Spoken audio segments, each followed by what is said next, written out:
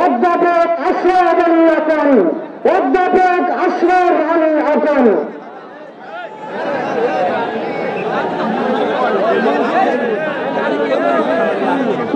আসসালামু আলাইকুম ওয়া রাহমাতুল্লাহি ওয়া বারাকাতুহু। ইসলামী আন্দোলন বাংলাদেশ কর্তৃক আয়োজিত আজকের এই মহাসমুদ্রের সংগ্রামী সভাপতি,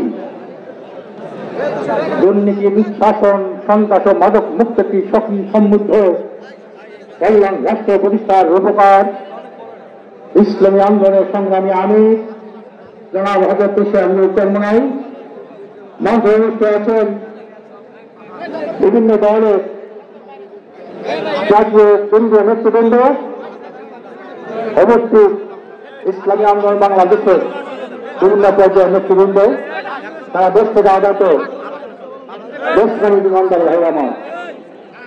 আজকের এই মহাসমুদ্র প্রমাণ করে যে দেশের মানুষ একটা পরিবর্তন চায়, এদেশের মানুষ একটা দুর্নীতি দুঃশাসন মুক্ত, এটি কল্যাণ রাষ্ট্র চায়। এদেশের মানুষ আর দুর্নীতিবাদ, চাঁদাবাদ, সন্ত্রাসী, টেন্ডারবাদ, দখলবাদ ক্ষমতায় দেখতে চায় না। এই জন্যে আল্লাহ রসুল রহমত মেহের বাণীতে আজকে সকল ইসলামী দল এখানে একত্রিত হয়েছে এবং দেশপ্রেমিক অনেক দল এখানে একত্রিত হয়েছে। আজকের যে দাবি, তিনটা দাবি, মৌলিক দাবির কথা উত্থাপন করা হয়েছে। 1 নম্বর হলো সংস্কার, 2 নম্বর হলো বিচার, 3 নম্বর হলো সংখ্যানুপাতিক নির্বাচন বা পিয়ার পদ্ধতি নির্বাচন। তিনটাই এদেশের গণদাবিতে আজকে পরিণত হয়েছে। সংস্কার ছাড়া দেশটা কোনো ভালো হবে না, বিচার ছাড়া দুর্নীতিমুক্ত দেশ হবে না, পিয়ার পদ্ধতি ছাড়া শতভাগ জনমতের প্রতিফলন ঘটবে না। 56 বছর ইতিহাসে আমরা কি দেখেছি? নির্বাচন হয়েছে, ভুয়া নির্বাচন, দিনের রাতে হয়েছে, নির্বাচন হয়েছে। এভাবে নির্বাচন হলে কোনদিন জনমতের প্রতিফলন হবে না।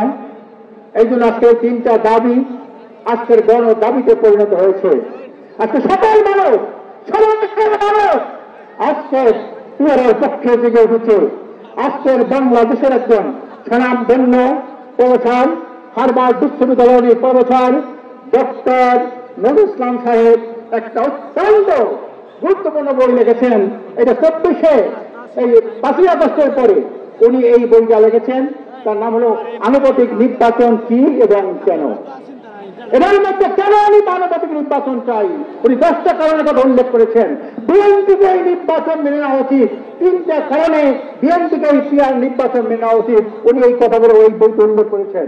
আপনারা প্রত্যেকে এই বই সংগ্রহ করে জেলায় জেলায়, থানায় থানায় এই বই নিয়ে যাবেন আর এই পিয়ার পদ্ধতিটা গণমানুষকে আপনি বুঝাবেন। কত সুন্দর পদ্ধতি, সারা বিশ্বের মধ্যে 51টা দেশের পিয়ার পদ্ধতি আছে। আমরা চাই আগামী নির্বাচনে শতভাগ মানুষের মতামতের প্রতিফলন ঘটুক। আমরা সবাই চাই না নাকি? কারা কারা পিয়ার চাই না?